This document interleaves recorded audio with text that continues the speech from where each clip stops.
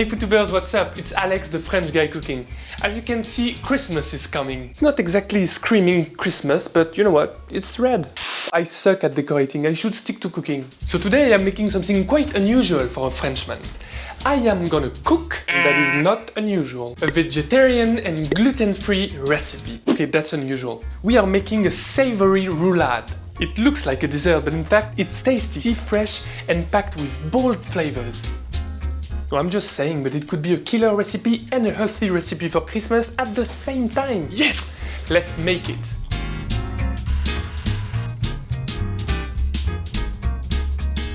Cut a small squash into wedges. I am using a red curry squash, but you can use any winter squash you like. Place those wedges in a roasting tin along with a drizzle of olive oil and a good seasoning of salt and pepper. Pop this in the oven at 180 Celsius or 360 Fahrenheit for about 40 minutes. Then scoop out the flesh and blend in a food processor until smooth. Now wake up a teaspoon of fennel seeds and a handful of blanched almonds. Nuts or seeds will greatly benefit from being slightly toasted before using in any recipe. It's boosting up their flavor. A few minutes in a frying pan with a drizzle of oil and a pinch of salt until they turn golden. Afterwards, bash them in a pestle and mortar, or as I refer to it, a board and a pan. Okay, so now let's prepare the fillings for the savory roulade. First one, cook some spinach in butter till they get soft, then squeeze the moisture out and set them aside. Second one, in a bowl mix goat cheese and ricotta, vegetarian versions of course, and season them with salt and pepper. Add the zest and the juices of an organic lemon.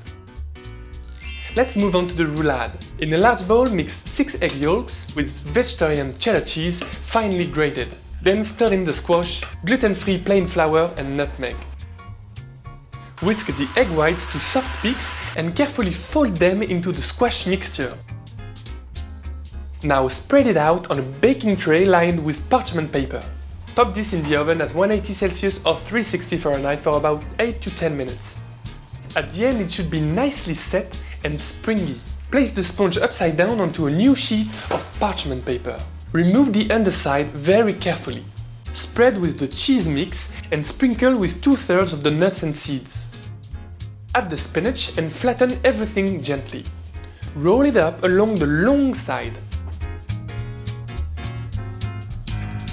Serve in thick slices with a fresh green salad on the side. Scatter with the rest of nuts. First, the sponge is tasty, soft and rich. Then, there's a nice freshness coming from the fillings. And finally, the nuts and the seeds are bringing a good crunch.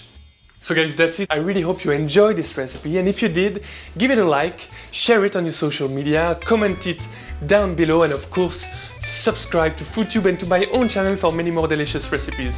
Bye bye, salut!